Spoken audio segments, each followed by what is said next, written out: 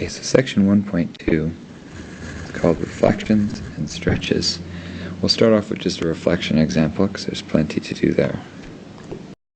So to see an example of some reflections, I've started with this function here. This is a realistic diploma style question because it's not something you can just plot on your graphing calculator. You're going to have to know what you're talking about. The first question is going to be to graph y equals negative f of x. It could also be asked, by the way, negative y equals f of x. Hopefully you realize that that's the same thing, whether the negative is here on the left side or on the right side of the equation. Either way, it's going to be a reflection about the x-axis. Reflect about or on the x-axis. Please don't describe it as a flip. It's a reflection. So what does that look like? To help us a little bit, I've labeled the points on the graph. Now, every y-coordinate is going to change sign. So 0 remains at 0. Nothing too exciting happens there.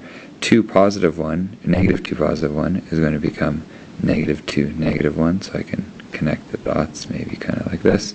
So negative 2 negative 1. The y-intercept now becomes 0 negative 1. So here we go over here.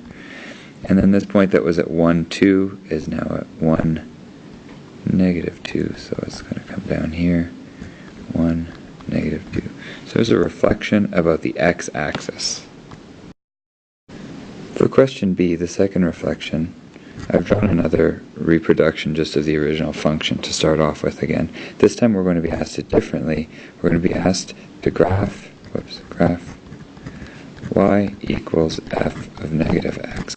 Now that's the other kind of reflection that we've seen, which is reflect about the y-axis. So in this case, every coordinate is going to change sign on the x-coordinate. So what does that look like? To give us points to start with, I've labeled the coordinates again.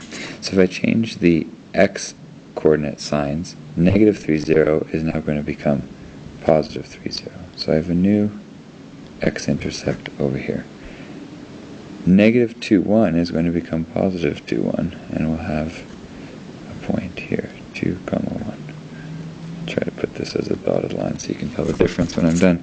The point 0, 1 actually is invariant because 0, 1, if I make 0 negative 0, is still at the same spot. So that's a very important point. And then 1, 2 is now negative 1, 2, negative 1, positive 2, and we have ourselves a reflection about the y-axis. So hopefully that looks like a reflection to you, and there are the reflections in 1.2.